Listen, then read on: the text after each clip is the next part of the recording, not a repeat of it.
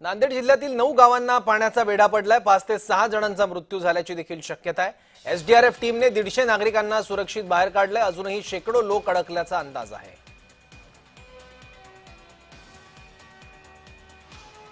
मुखेड तालुक्यातील 9 गावांना पाण्याचा वेढा पडलाय। या गावांचा जगाशी संपर्क तुटला यामुळे आणि गावातून बाहेर सुरक्षित स्थळी जाण्यासाठी चक्क या बोटींचा वापर करावा लागलाय। एनडीआरएफच्या सहाय्याने काही जणांना रेस्क्यू करण्यात आलंय।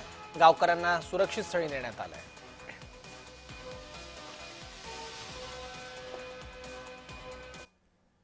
हरणनाळ आणि रावणगाव आणि हसनाळ आणि घासवाडी या गावाचा संपर्क तुटलेला होता आणि या गावामध्ये पाणी शिरलं अशा प्रकारच्या सूचना प्राप्त झाल्या होत्या आणि आम्ही आमचे रेस्क्यू टीम जे आहे 2 अधिकारी आणि 40 अंमलदारासह आणि मेडिकल स्टाफ वायरलेस स्टाफसह आम्ही त्या गावामध्ये पोहोचलो। येण्यामध्ये फार अडचण झाली कारण की येण्याचे जे रस्ते होते ते पूर्णपणे बंद झाले होते, पूल तुटलेले होते आणि जसे इथं आलो आम्ही तात्काळमध्ये इथं रेस्क्यू कार्य चालू केलं। या रेस्क्यू कार्यामध्ये आम्ही आतापर्यंत 150 लोकांना सुखरूपपणे बाहेर काढलं।